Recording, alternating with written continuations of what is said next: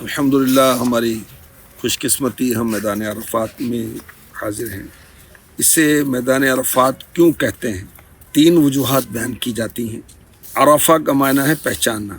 حضرت آدم علیہ السلام اور بی بی حوا رضی اللہ تعالی عنہ کی ملاقات 300 سال کی جدائی کے بعد یہاں ہوئی تھی اور دونوں نے ایک دوسرے کو پہچانا تھا، اس لیے چونکہ یہی جگہ تھی جس کو میدان عرفات کہتے ہیں۔ جبریل امی علیہ السلام نے ابراہیم علیہ السلام کو ارکان حج سکھائے تو ابراہیم علیہ السلام نے فرمایا عرفتو، میں نے پہچان لیا، تو اسے میدان عرفات کہا جاتا ہے۔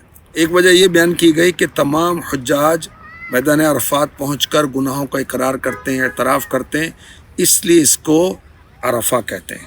عرفہ کا ایک معنی عطیہ بھی ہے۔ اللہ تعالیٰ اس دن حاجیوں کو مغفرت کا، بخشش کا تحفہ دیتا ہے، اس لیے اسے عرفہ کہتے ہیں، یعنی 9 ذو الحجہ کو۔